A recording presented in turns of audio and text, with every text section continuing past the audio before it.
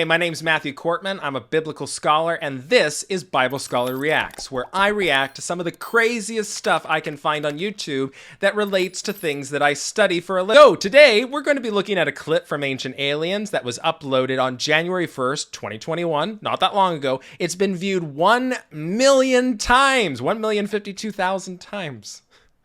It's called Ancient Aliens, that's the show. Dead Sea Scrolls reveal Noah's true origins. So without further ado, let's start the crazy train, and that train is taking off now. But before we continue any further, I just want to give a shout out and a thank you to our sponsor for this video, which is Adventist Today. Now, Adventist Today is proving to be an exceptional resource for Seventh-day Adventists who want to hear reports about what's going on in their church as far as news goes, but also want to hear leading theological voices and ideas, finding community, and hearing what is the hot pot of Adventism discussing today. Do check out Adventist Today. These storage jars were ancient texts, which very quickly they came to realize that these were incredibly important. In these scrolls, we find biblical manuscripts, copies of the Bible that are 1,000 years older than any previously known copy of the Bible, as well as a treasure trove of documents that we had never seen before.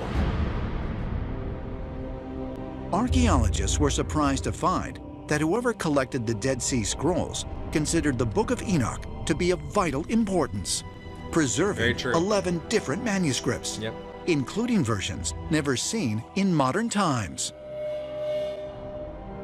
Also found were fragments of another work.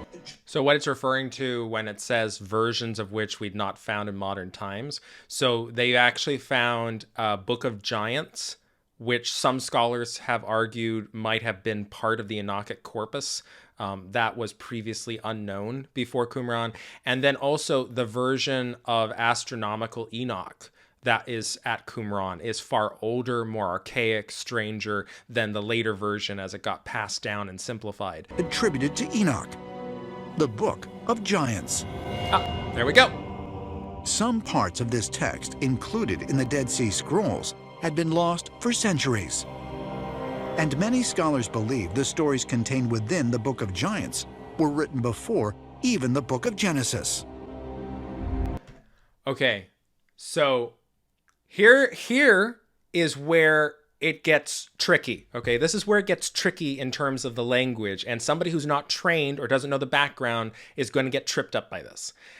It depends on how you date the Book of Genesis. So if you date the Book of Genesis, as a minority of scholars do, as a Second Temple text, something written in the Second Temple period, if you do that, then it becomes possible to argue that if the Book of Giants can just be dated 100 or 200 years earlier, then again, it's not a big gap. Don't imagine in your head that they're saying that the Book of Genesis, written by potentially Moses or written by, David's empire, whatever, however you're dating it, really old Genesis, don't imagine that they're saying the Book of Giants dates all the way before then. No. The only way that the Book of Giants can date before Genesis is if Genesis is dated way later. And there is a minority of scholars who would try to make that argument, but they are a minority. A lot of Genesis scholars don't buy those arguments or date the text that late. So again, how you date it would make this possible, but I doubt that given History Channel's reputation and their sensationalism, they would ever explain that so that the audience would understand what was actually being claimed. It's History Channel. We'll keep going. And it's Ancient Aliens. My goodness, do I have to explain that? This is Ancient Aliens. I don't expect to get good information on here. It expounds on Genesis 6, verses 1 through 4, when the story is begun. So we have a reverend, and he wrote a book called Alien Scriptures. That's the next expert. Okay. That the Watchers descended upon earth and took wives from earth women, from human women, and their offspring were giants. The Book of Giants is about the Nephilim, the sons of the Watchers. It's about their lives, their conversations, and they realize that they are evil. According to the Book of Giants, the Nephilim were guilty of horrific crimes, including slaughtering humans and feasting on their flesh. God ultimately decides the earth must be cleansed and chooses one man to restart humanity anew, Noah, the great-grandson of Enoch. In the Bible, Noah, the son of a shepherd named Lamech, and his wife Betnos, was chosen by God because of his blameless piety. But when the Dead Sea Scrolls were discovered, religious scholars were shocked to find a much different and potentially older version of the story of Noah. Potentially older. I mean, I don't know if there's any scholars claiming that. The Lamech scroll documents that Noah became the chosen one. Lamech scroll.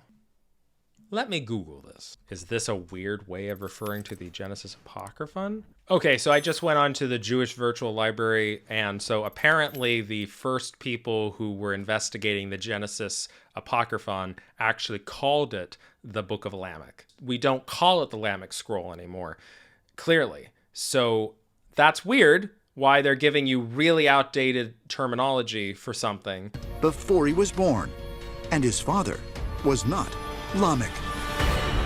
When Noah was born, the father, Lamech, was gone at the time. However, the wife of Lamech knew immediately something was up with Noah because he didn't look like a normal human being.